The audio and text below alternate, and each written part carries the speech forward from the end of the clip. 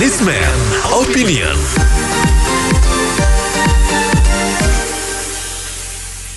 Mitra bisnis, ekonom senior Faisal Basri mengatakan dalam penanganan corona ini, pemerintah menjadikan ekonomi sebagai panglima. Padahal seharusnya kesehatanlah yang jadi panglima dan diutamakan. Menurutnya ekonomi tidak akan pulih sepanjang krisis kesehatannya tidak teratasi. Apa komentar Anda? Apakah memang pemerintah lebih mementingkan ekonomi dibanding kesehatan? Apa saran Anda? Silakan hubungi kami di 633-9160, 633-9160. Saya kira kadang berteori itu gampang ya. Kita nggak cuma ini, saya kira pemerintah kita cukup bersusah payah melawan COVID ini. Nggak cuma ekonomi dan kesehatan. Masih ada politik sini. Ributnya setengah mati. Coba kalau waktu kemarin Lebaran dilarang strict, mudik nggak boleh, kan ribut. Atau sekarang lockdown penuh, itu ribut. Bisa kebayang nggak? Jadi nggak bisa cuma teori doang. Saya kira nggak gampang begitu. Kita baiknya sih mendukung lah. Pemerintah sekarang juga nggak mudah ya. Anggaran sudah semakin naik, tapi nggak dikerjain juga rusak. Dunia ini kita lihat dunia deh, jangan cuma mengkritik, tapi kasih way out dong. Kalau ngomong begini, kan nggak jalanin ya nggak tahu itu. Cuma bisa kritik ya mudah sekali, jadi tambah gaduhan. Menurut saya memang kata Bapak Faisal Basri kemungkinan ada benarnya ya, mementingkan ekonomi di pemerintahan saat ini lebih diutamakan. Kita bisa lihat bahwa kena PPNBM untuk mobil-mobil tertentu itu kan dibebaskan ya 0%, dan juga buat pembelian properti itu kan nyata-nyata kalau kemungkinannya memang lebih mementingkan ekonomi, tapi yang kelas menengah ke atas ya, sedangkan menengah ke bawah tidak begitu. Dan kalau masalah kesehatan ini vaksin kan diundur-undur seperti itu, jadi tidak lancar ya. Mungkin kata Bapak Faisal lagi ada benarnya juga, tetapi memang tidak bisa ya di dua-duakan sekaligus. Kalau untuk mengambil tindakan pasti ada yang lebih diutamakan dahulu. Dalam hal ini karena virus COVID-19 itu memang berbahaya dan bermutasi jadi 3 jenis yang sangat berbahaya. Lebih baiknya memang mementingkan kesehatan dulu baru mementingkan yang lain. Saya pikir walaupun yang lain juga penting. Saya pikir seperti itu. Terima kasih. Assalamualaikum warahmatullahi wabarakatuh. Saya mau kasih tahu bahwa kita ini nanti pada saat pemerintah mikir kesehatan, pasti ada yang bilang, kenapa nggak mikir ekonomi, kasihan rakyat. Sekarang mikirin ekonomi, pasti dibilang lagi, kenapa nggak mikir kesehatan.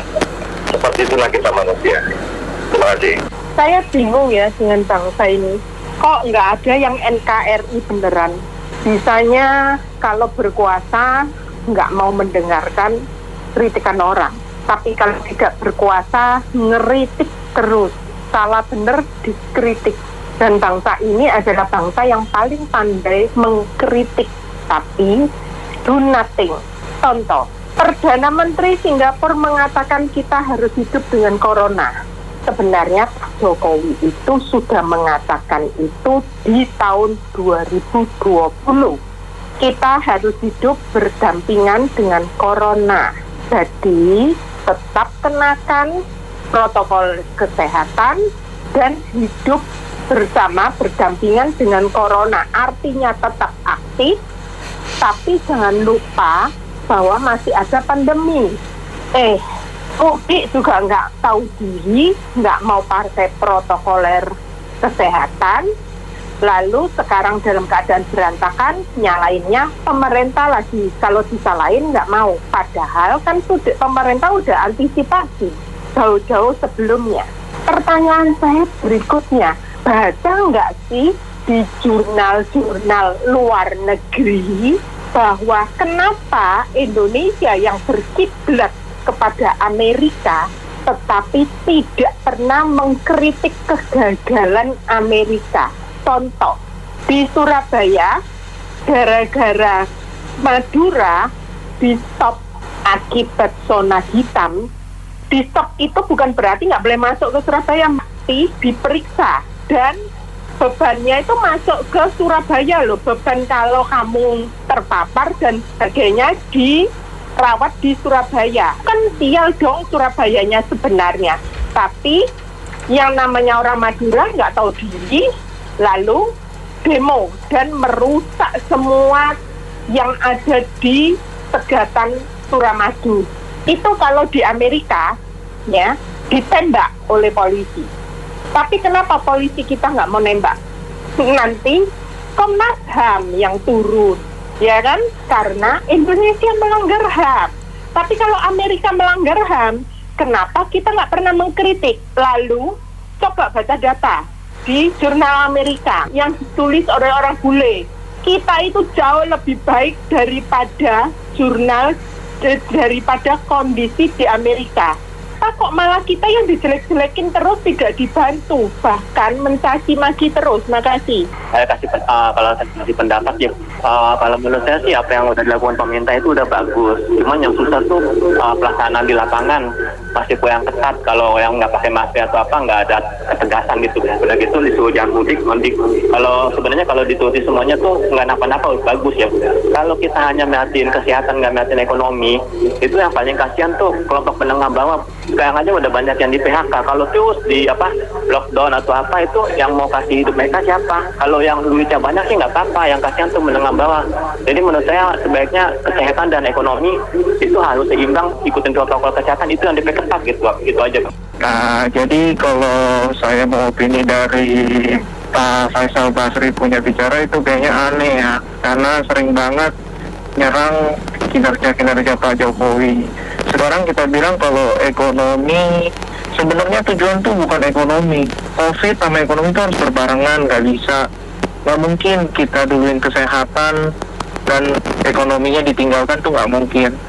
Karena negara kita itu, kita tahu semua belum mandiri. Jadi harus benar-benar ekonominya juga berjalan dan kesehatannya juga harus digalangkan. Tetapi kan ada sebagian masyarakat yang dimana tidak mendengarkan, padahal dari pemerintah informasi sudah tepat, banyak bantuan juga dari pemerintah, dan juga pemerintah banyak memberikan edukasi untuk harus prokes 5M sampai 6M, tapi banyak masyarakat yang masih nggak mau mendengarkan, masih mau mengabaikan aja gitu loh. Jadi kalau dibilang ekonomi diduluin doang, ya enggak juga. Jadi kesehatan juga harus beriringan gitu loh. Sebenarnya sih kata-kata dari Pak Faisal Basri ini ada benernya ya, karena ini sebenarnya kesalahan dari Pak Jokowi ini sendiri yang saya bilang sih lambat sekali di kesehatannya. Jadi seolah-olah jadi ekonomi yang dipentingkan, tapi enggak juga. Artinya Jokowi ini lambat ya dalam hal vaksin juga ternyata kan terbukti lambat, walaupun awalnya seolah-olah kayaknya bagus, tapi nyatanya sekarang lambat. Dan strategi untuk para lansia ini sebenarnya juga yang menyebabkan akhirnya sebenarnya yang para pekerja-pekerja justru di lapangan ini yang sebenarnya ya mereka kan harus cari duit gitu ya. Nah tapi justru ini kan yang menjadi kluster-kluster penyebaran. Nggak bisa disalahin, kita juga nggak bisa salahin bahwa masalah mudik segala itu nggak bisa disalahin, karena setiap negara mempunyai kebudayaan, agama dan culture berbeda-beda gitu, dan semua negara juga mengalami ini tuh. Saya juga nggak setuju tuh kalau adanya sosok nyalain masalah mudik. Justru ini peran pemerintah yang harus bisa tegas, nggak bisa lamban lagi gitu loh. Kalau ya ini kelemahan Jokowi itu sebenarnya memang memilih orang-orang yang tepat tuh susah gitu ya. Memang nggak gampang, cuman ya pemimpin harus bisa bertindak tegas. Yang penting tuh tegas ya peran dari pemerintah. Terima kasih, itu aja. Ya, menurut saya pemerintah sudah lakukan yang terbaik. Kalau soal vaksin kita termasuk sangat cepat, karena teman-teman saya di Korea maupun di Jepang masih harus daftar dan ngantri lama. Indonesia dengan penduduk yang jauh lebih besar dari mereka, biarpun baru 15%, menurut saya ini sudah baik. Cuma memang pelaksanaan di lapangannya saya sendiri ngalamin banyak oportunis yang mengambil kesempatan dalam hal vaksin gratis dari pemerintah, banyak sekali. Saya temenin karyawan saya pun saya bisa lihat bahwa banyak oportunis yang bermain dalam hal vaksin gratis. Jadi intinya pemerintah sudah lakukan yang terbaik, win-win solution, tidak bisa bela satu sisi aja, tidak bisa hanya bela atau prioritas kesehatan atau prioritas ekonomi, tidak bisa. Karena Jokowi sudah programkan dari awal bahwa kita harus capai herd immunity karena masyarakat Indonesia memang sangat sulit diatur. Intinya pemerintah sudah lakukan yang terbaik lah, dan Pak Jokowi sudah antisipasi mengenai kejadian-kejadian sekarang ini. Terima kasih. Saya pikir sih kalau mengkritik itu hal yang paling mudah ya. Kayak tadi pembicara sebelumnya itu melambat kayak begini. Kita tahu lah, belum ada pengalaman. Seluruh negara itu belum ada yang punya pengalaman menghadapi COVID. Saya pikir sih Indonesia dari awal udah import, canangkan import 600 sekian juta. Negara lain juga yang sekelas kita juga bisa secepat ini gitu. Nah sekarang kan persoalannya kan supply dari produsen ini yang berjadwal, seperti yang dari India itu terlambat karena di India sendiri mengalami wabah yang luar biasa. Coba lihat di Malaysia, ya kan? Di sana itu seperti yang barusan Bapak sampaikan, tidak mudah untuk kita vaksin gitu. Ini karena suplai vaksinnya aja. Jadi pengkritisi itu logikanya harus dikedepankan. Nah, jangan nggak suka, ya, kalau nggak suka maka gampang. Kritik itu paling gampang. Tapi untuk mengerjakan sendiri itu satu hal yang berbeda, luar biasa susah. Belum tentu bapak-bapak kritik tadi kalau disuruh ngurusin juga betis gitu loh. Jadi kasihlah masukan positif, kita ini harus berusaha semaksimal mungkin. Terima kasih. Jadi menurut saya pemerintah sudah lakukan yang terbaik. Kalau soal kecepatan vaksinasi, Indonesia import vaksin itu cepat sekali dibandingkan negara maju manapun, Amerika, Korea, dan Jepang, Korea, Amerika. Tapi pelaksanaannya memang terlalu lambat. Nah, pelaksanaan yang lambat ini memang pelaksananya ini. Kalau saya lihat, saya pernah nemenin saudara, temenin teman kantor vaksin, itu banyak oportunis yang bermain dalam hal vaksinasi. Jadi itu yang memperlambat. Keputusan Jokowi itu sangat cepat. Kemudian kita mesti ingat, Indonesia itu tidak bisa hanya bela kesehatannya aja. Pemerintah akan habis duit buang ke laut, kasih dana-dana bantuan dalam negeri, tapi orang-orangnya tetap bandel, jadi percuma. Dana itu akan dibuang ke laut. Nah, kita harus ingat, bangsa Indonesia sebetulnya tabungannya sangat miskin dibandingkan negara maju. Kalau orang Korea, Jepang, negara maju itu mereka udah punya tabungan. Jadi mereka disuruh tidak kerja 3 bulan, 6 bulan pun masih bisa hidup. Tapi orang Indonesia disuruh tidak kerja 2 minggu aja udah susah hidup, karena kita orang tidak banyak tabungan. Jadi keputusan pemerintah sudah benar sekali. Terima kasih. Saya kira dua-duanya penting ya, artinya ekonomi dan kesehatan saling berkaitan. Jadi kalau dikatakan tadi ekonomi berlebihan, saya kira enggak juga sih, karena kesehatan merupakan salah satu pilar yang perlu diperhatikan. Kalau orangnya sehat, tentunya melakukan kegiatan ekonominya juga baik. Nah, masalah ini masalah yang sulit sih, karena seberapa banyak pun edukasi yang diberikan oleh pemerintah seringkali dilanggar, dilakukan protokol kesehatan yang didengung-dengungkan seringkali menjadi kendala di tengah-tengah masyarakat. Jadi kalau dikatakan harusnya kesehatan dulu betul, tetapi siapa yang sanggup untuk memberikan subsidi kalau sampai dilakukan lockdown penuh, bukan lockdown parsial, yang memberikan subsidi untuk warga yang ada di Jakarta maupun di daerah lain, itu tentu APBN ini juga nggak sanggup. Begitu pula sebaliknya, kalau kesehatan dijalankan, tentunya harus diperhatikan dengan warga sekitar, jadi tidak saling mengacuhkan atau menganggap corona itu sebagai halusinasi, ilusi, permainan orang-orang atas. Itu sebenarnya harus diperhatikan. Kita harus tahu bahwa corona itu betul-betul ada dan harus diperhatikan penyebaran wabah yang cukup luar biasa. Jadi saya kira dua hal yang harus berjalan dengan baik, menjadi satu kolaborasi. Saya kira demikian. Saya merasa yang dilakukan pemerintah ini sudah baik, tapi belum baik banget gitu ya. Perlu ditingkatkan lagi. Memang keseimbangan itu sangat penting. Jangan sampai rakyat tidak bisa makan kalau benar-benar di full lockdown ya. Jadi saya juga melihat yang kedua, pelaksanaan vaksinnya makin meluas ya, makin bagus, makin mencapai semua orang. Dan tinggal yang saya pentingkan juga pikirkan ada ini ya, vaksinnya jangan pakai yang AstraZeneca semua nih, lotnya dihabiskan, habis itu mungkin dikurangi aja pesannya, karena banyak yang nggak mau biasanya. Yang punya masyarakat Indonesia ini sudah mulai diproduksi Bio Farma, mulai dipakai, dan rakyat makin percaya. Jadi kalau semuanya sudah ada vaksin, kemungkinan untuk terkenanya jadi lebih kecil, dan meninggalnya juga lebih kecil, masyarakat Indonesia bisa dijata. Terima kasih. Menurut saya, kalau lockdown, orang kan nggak kerja. Kalau nggak kerja nggak makan, uang dari mana? Kalau nggak kerja, nggak makan, badan lemas, nggak imunitas kurang. Jadi makin lemas ya makin bahaya. Apa sih? Ini pandangan Faisal Basri sama Pak Jokowi itu berbeda. Kalau Faisal Basri menganggap itu pandemi itu akan berakhir, makanya dia itu harus diselesaikan dulu. Kalau Pak Jokowi menganggap itu pandemi nggak akan berakhir, makanya kita harus jalan beriringan. Cuman harusnya kalau Pak Jokowi itu yang dibawa itu harus disiplin ketat tugasnya. Itu jadi nggak nambah penyakit, ekonomi bisa berjalan, mestinya begitu. Pandangan Pak Jokowi sekarang kan diikutin juga sama Singapura. Singapura kan ikut-ikutan nggak pakai lockdown, ekonomi biar bergerak. Makasih. Kalau menurut saya sih ya sama aja lah dua-duanya ya, kesehatan dan ekonomi. Sekarang ya pemerintah kan bukannya diam saja, pasti dia melakukan yang bagaimana untuk rakyatnya. Cuman susah juga ya. Sekarang kadang-kadang di Indonesia itu terlalu banyak ngomong gitu, pengamat ngomongnya enak aja kan, dia bilang begini begitu. Tapi kan pemerintah kan otaknya muter, nyari jalan bagaimana supaya vaksin ini biar lancar. Susah lah kalau kita ngomong nih, pengamat selalu hanya ngomong terus, bisa ngomong terus. Tapi menjalankan belum tentu bisa, Pak. Saya sih hanya rakyat biasa ya, bukannya saya orang politik, bukan orang biasa saya mah. Itu aja, makasih.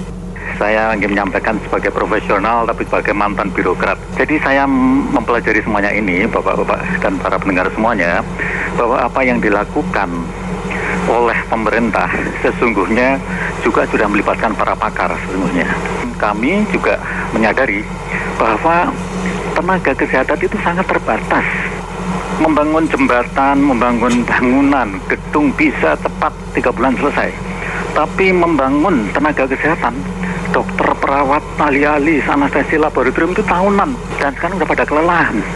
Nah, menurut saya memang bisa beriringan, tapi apa yang dilakukan pemerintah ya benar. Apa ya, pembatasan dengan skala mikro. Nanti dilihat lagi perkembangannya. Kalau memang dengan skala mikro bagus, nah mungkin bisa diperlonggar lagi. Tapi jangan hanya ekonomi saja, jangan hanya kesehatan saja. Dua-duanya memang harus jalan. Tapi mohon diingat, mohon dicamkan bahwa tenaga kesehatan sudah kelelahan dan sudah berguguran tenaga kesehatan. Ini saja yang bisa saya sampaikan. Semuanya harus berjalan dengan beriringan, dengan kepala dingin, dan juga dengan mempertimbangkan semua masukan-masukan termasuk internasional. Saya melihat bahwa pendapat Pak Faisal Basri dan ekonomi harusnya saat ini harus kita fokus ke kesehatan dulu. Dimana kalau kesehatannya nggak bagus, masyarakatnya, ekonominya juga nggak akan pulih gitu loh. Percuma kita genjot di ekonomi tapi lah masyarakatnya semua sakit semua ya percuma. Kita lihat rumah sakit sudah penuh semua, pemerintah juga belum ada ambil tindakan apa-apa. Itu resikonya sangat besar sekali sih. Kalau rumah sakit penuh, otomatis apa yang terjadi, masyarakat yang sakit, ekonominya ambruk gitu. Ya inilah, kita lihat lah, pemerintah harus saat ini harus benar-benar tegas. Jangan cuma lihat dari sisi ekonomi gitu loh. Itu aja sih cara saya. Sekarang ini banyak orang yang pinter. Kayak Faisal Basri itu kalau bicara kan selalu bicara paling pinter, dia merasa paling pinter. Kalau yang namanya pemerintah tidak membiarkan kesehatan, kan tentunya nggak ada vaksinasi, nggak ada bansos, nggak ada BLT. Terus kalau sampai ekonomi dilupakan, semua akan mandek, semua akan kacau. Jadi pemerintah sudah benar membiarkan dua-duanya, ekonomi juga, kemudian vaksin COVID-19 juga. Jadi ada keseimbangan dalam hidup ini. Terima kasih. Oke, saya rasa gini, pandemi ini kan kita nggak tahu kapan berakhirnya, nggak ada kepastian ya. Jadi kebijakan gas dan rem punya pemerintah bagi saya sih udah tepat ya, gitu. Jadi kalau dia bilang seolah-olah ekonomi jadikan panglima pemerintah saat ini, saya rasa enggak ya. Karena kita lihat kebijakan pemerintah seperti PPKM Mikro berjalan kan dari Januari, bahkan sekarang sudah di 34 provinsi. Ya belum lagi vaksinasinya juga gencar dilakukan, bahkan Sabtu kemarin tumbuh 1 juta per hari, ya kan gitu. Jadi cuman gini, dalam keadaan yang genting seperti saat ini, peningkatan kasus yang nantinya takutnya nggak bisa terkendali, itu harus memilih untuk memprioritaskan kesehatan dulu, seperti itu. Gitu. Jadi kita serahkan kepada pemerintah aja lah. Pemerintah tahu kebijakan apa yang harus diterapkan, ya kan. Kemudian setelah keadaan sudah mulai terkendali lagi, baru kemudian gas dan rem lagi, seperti itu, ya gitu. Dan oke. Dan PPKM setelah itu, setelah normal kembali, gas dan rem lagi, PPKM Mikro saya kasih saran ya, perbaiki. Misalkan gini, PPKM Mikro tuh bagus kebijakannya, hanya saja implementasi di lapangannya oleh pemerintah daerah itu yang kurang maksimal, ya kan.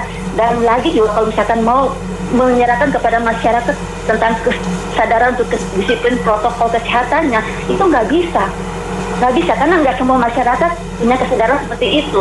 Jadi harus ada pengawasan, penegakan di lapangan, kemudian 3T-nya harus tetap berjalan gitu loh, jangan seperti sebelum-sebelumnya ya, gitu aja. Saya setuju sekali dengan Pak Faisal Basri, itu orang pinter. Dia belajar semua dari negara-negara maju. Itu negara Eropa semua lockdown. Akhirnya sekarang bisa ngadain Piala Eropa. Itu yang kelihatan sekali. Mereka pentingin kesehatan. Ekonomi pasti jalan kalau semua rakyatnya sehat. Terima kasih. Kalau saya tuh ungkong pakar ekonomi, saya dua harus jalan. Bangsa mau mati makan, nggak makan, atau mati corona. Nah itu Pak, maka banyak pakar ekonomi nggak mikir. Gitu aja kok repot, kata Gus Dur. Kalau menurut saya pernyataan Pak Faisal Basri ini tepat, tapi bukan buat di Indonesia, itu buat di negara-negara yang lebih maju, yang rakyatnya bisa diatur, lebih bisa diatur dan lain-lain ya. Di Indonesia kan nggak semudah itu, kita tahu sendiri. Sekarang aja masih banyak opini di luar sana yang mengatakan bahwa COVID itu tidak ada, ya kan, itu hanya bikin-bikinan oknum tertentu saja. Bagaimana kita bisa menghadapi ini makhluk seperti ini gitu loh. Jadi mereka ini maaf ya, kepintaran gitu loh, ya kan. Jadi kita nggak usah ngomong soal kesehatan deh ya. Saya masih senada dengan Bapak yang barusan. Prinsipnya pemerintah sudah lakukan hal yang sangat benar, karena Indonesia sangat berbeda dengan bangsa lain. Dikasih vaksin juga semua masih mempertanyakan, ragu dan berusaha menghindar dan bla bla bla bla bla bla. Kemudian kalau misalnya pemerintah diminta prioritas kesehatan dengan gimana?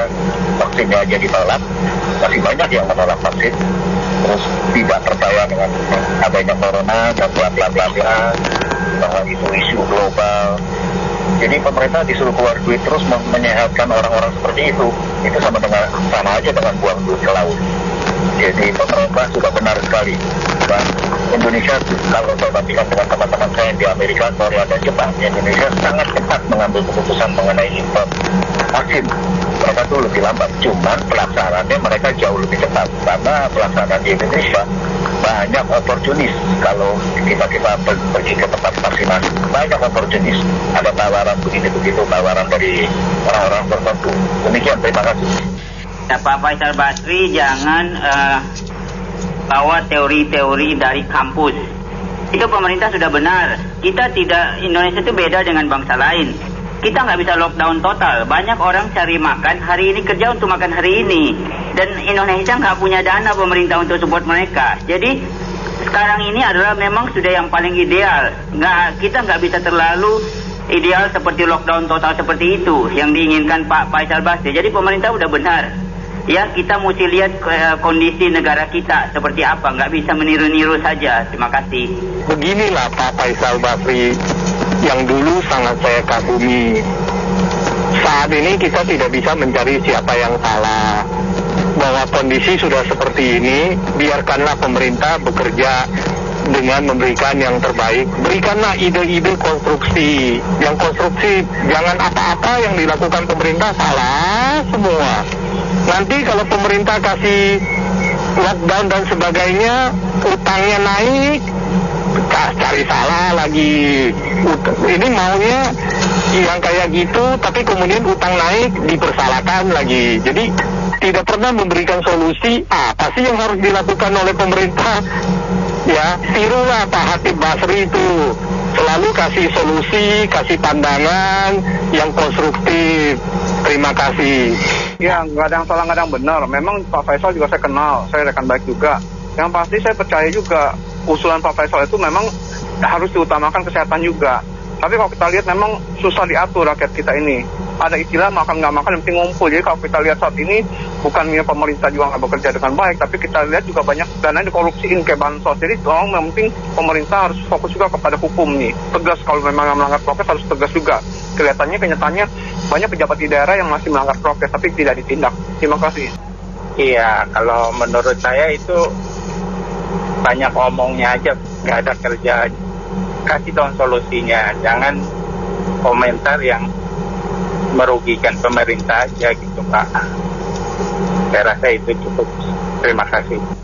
Saya kira Pak Faisal Basri itu terlalu pesimis ya dengan Indonesia sekarang ini ya.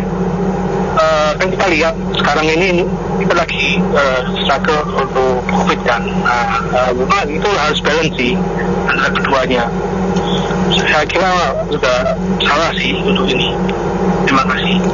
Ya, menurut saya komentarnya Pak Faisal Basri salah besar, Mas. Karena apa? Karena yang namanya ekonomi dan kesehatan harus beriringan. Ekonomi didahulukan, kesehatan tidak pulih juga tidak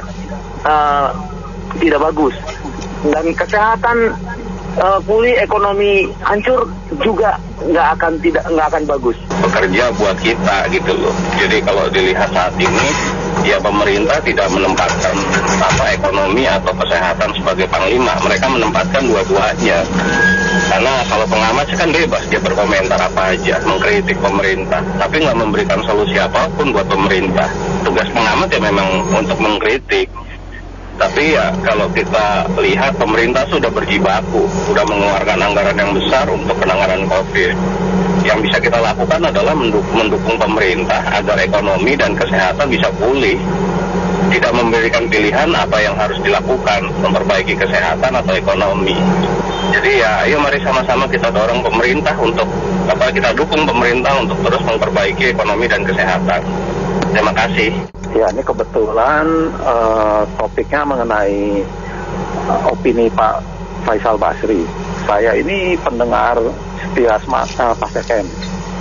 Saya sering mendengar opini-opini Pak Faisal Basri itu lebih banyak nyinyirnya daripada kritiknya menurut saya.